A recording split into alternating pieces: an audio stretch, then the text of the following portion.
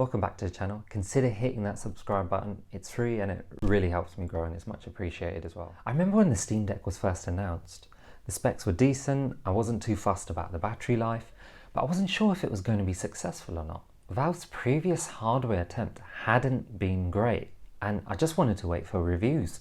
And I thought, you know what, forget that. Let me just pre-order it instead. And then the device came, and to be honest, I've loved it ever since. But it's not perfect. It's got its drawbacks. I tried going through the positives and some negatives. I'm not going to have any structure to this video, so there's no sort of sections. I'm going to try just keeping it free flow, almost like a discussion, but a discussion with just myself. Yeah, honestly, just since it came out, I didn't get it on release because of the pre-order status, but I just haven't been able to put it down.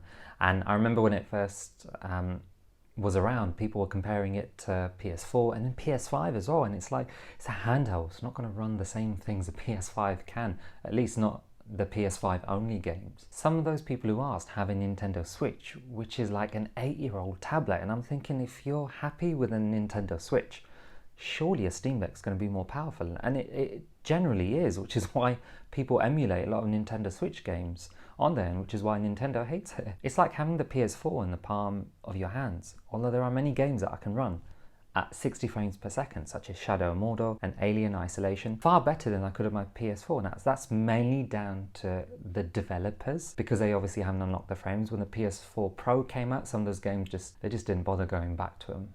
Not too sure why, particularly Alien Isolation. They could make a PS5 version of that and I'm sure loads of people will buy it. Now honestly, having my Steam library is just way more superior than my other libraries, because I've had my Steam library for a while. I've been playing Steam since I was in school, back on my PC. Now I've got something which is technically more powerful than my PC, but not as powerful as a standalone gaming laptop that I could get. But the portability is such a huge factor. Now Valve's rated every single game and told us if it's playable, unplayable or verified. Now some of these aren't totally accurate. For instance, I've come across verified games which have a couple of issues, and I've come across unplayable games which basically seem like verified games. Now I've used ProtonDB, which is so popular, and it helps break down Valve's analysis. You know what, the users on there are fantastic at solving problems for some of the unplayable games. This just makes it a superior thing on the Steam Deck side if you're looking to get it. Obviously with the Steam library itself, the majority of the games have achievements, so you know, Nintendo, take note. I found myself pulling out my Steam Deck when my TV is in use, or if I want a quick gaming session, something I would rarely have had to do if I had access to my TV, because obviously if my TV was free, I'd be playing on the console. But I found once when my TV was free, I wanted to pull out the Steam Deck, and it was such a strange feeling. Now having that gaming on the go, Steam Deck's cloud save has proved really useful. I've transferred saves back and forth from my PC. Again, as I mentioned, I haven't really got a gaming PC. It's not a very, very good PC. So I had Civilization going back and forth, and they've got their own cloud save as well. And there's a couple other games where I've had cloud saves going back and forth, and it's just brilliant being able to take it on the go. When I do replace my desktop with something a bit stronger, just switching it to that as well. This cloud save is really good. I think a couple of people had problems with it in the beginning, and I think that was down to the bugs which Valve basically sorted out. And I think something to do with the offline cloud saves, it would delete it, and I'm glad I had it after that problem was solved. The dock has enabled me to play some games which require a trackpad, such as Age of Empires. Now I should know, I stick to the official dock because of the updates from Valve, and obviously they are quite quick to resolve any communications that arise between the dock and the Steam Deck itself. I know JSOL has, I think that's how you pronounce it, JSOL. They've got their own popular one that a lot of people got, particularly when they couldn't get the Steam Deck dock, but I stuck with the official one. Now the shader cache and compact data is a huge problem on this thing, particularly if you've got the 64 gigabytes.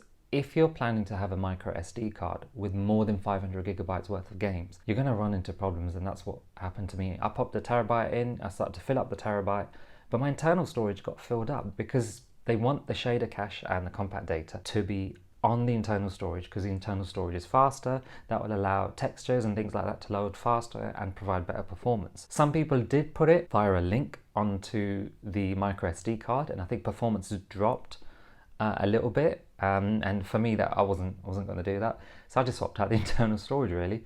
I just popped a 256 gigabyte in that I got really cheap, and I haven't had to look back since, to be honest, and I filled up my terabyte card quite easily. Now Valve seem to be solving the issues that they get bit by bit, and their support is just fantastic on a software and even on a hardware level. Every patch they put out really helps the system become stronger and stronger, and it's great how they update help certain games to run when developers themselves aren't supporting this Steam Deck officially. EA, Ubisoft, I'm looking at you. The hardware itself I'm finding is really sturdy and reliable. I've heard some really good things on Reddit about Valve support, and that's what separates Valve from other companies. Just that extra level of support. A couple of people even outside of the warranty now, because the Steam Deck's been out for more than a year, they had their problems sorted out as well. Now it's comfortable, it's not too heavy despite its size. I've got large hands and I find it really comfortable to hold. I find with the Nintendo Switch when I hold that, although it's smaller, it hurts my hands. I get cramps in it and I have to put it down. Even if you sort of put a case maybe with a bit more grip on it, I can't do it. Whereas this one is just ergonomically satisfying. Going on to the repairability side of it, Valve recommends iFixit.com, and there's guides on there. It's endorsed by Valve, which was really good, and I used it when replacing my internal storage. And just the fact you can buy the analog sticks and the buttons, it's just great. I think the battery, replacing the battery, if you were to do that, it appears to be a bit more tricky than it should be. I know there's an EU law that's coming in a few years about having devices with replaceable batteries, so that'd be quite interesting. Maybe we'll see a Steam Deck 2 before then. The desktop side of things is interesting. Now, if you're familiar with Linux, then this will be great. However, I've had to learn a thing or two as I've been tinkering with it. Now, having grown up with Windows and then using Mac OS, Linux is a bit tricky to use, even though it's easy to learn, if that makes sense. The ability to add other launchers and basically use it like you would a computer is really fantastic. I've even tried Ubisoft and I put Assassin's Creed Origins onto it and it was brilliant. The game ran fantastic, 40 to 50 frames at high settings. The launcher itself was sort of flickering, so because of that I just ended up uninstalling it. You know, I wanted my cloud save to sync with Ubisoft, but I don't know why they still use their own launchers. They can see everyone uses Steam. Now, I've seen some people put Windows on it, which I wouldn't recommend. Unlike the Asus ROG Ally, Windows doesn't work too great on the Steam Deck, even though Valve are pumping out updates. Now I've obviously mentioned the ROG Ally. Yeah, I had to put that in there. I thought it would be a Steam Deck killer. How foolish I was. Superior specs don't mean anything. Valve churning out support and updates a lot faster than most other companies basically makes the Steam Deck a win. Some of the problems I'm seeing with the Asus is that it kills micro SD cards apparently, although they are bringing out updates more often. I think there was a recent one where 15 watt performance is madly increased, but when the device first came out and they compared it to the Steam Deck, it wasn't that much better, and you're paying almost more than double the price, way more. For half the price less you can pick up the Steam Deck, and it's all optimized for Steam. Now, if you think the Steam Deck is a gaming console like the Nintendo Switch, you are wrong. You can't just plug in and play like any Steam PC game, because obviously you might have to tinker with it as well. But can it compete as a gaming handheld device? Yes, of course it can. I mean, why not? So many more people are picking it up. Whenever I look in the UK, this thing is sold out. The only ones available are the 512GB models. Even they go for a couple of weeks and they come back, but the 64 one is gone, especially when they had the 10% off in the summer sale. I mean, it was just wiped clean completely. You've got people who haven't had a gaming PC ever before, maybe someone who hasn't had a handheld other than the Game Boy or one of the Nintendo ones. Community is fantastic. Reddit is quite good if you want to look for a bit of help. It's mostly Steam Deck flexing on there. I find ProtonDB really good, and the Steam discussions are quite good as well. And obviously as YouTubers, a lot of them documenting their issues, and there's way more stuff out there. Any problems you get with the launchers, such as Ubisoft, EA, people have found solutions to them really quick, especially those who've had experience with Linux before. You know, Steam Deck, like I mentioned earlier, it stopped me from playing my PS5, but it was a good month or so when I first got it. I just stopped playing the PlayStation 5. It was just bizarre. I'm having a blast with this thing, absolute blast. The sales that they've been having on Steam has been really great, because I've been able to double dip into some games. I've got a rule that I don't double dip, which I'm going to start following now because I couldn't help it. I bought a game on Steam and I've got it on PlayStation. I'm thinking, which one do I complete first? So I've stopped doing that now. I'm not doing that anymore. You can get some really cheap Steam keys, such as Fanatical, Green Man Gaming.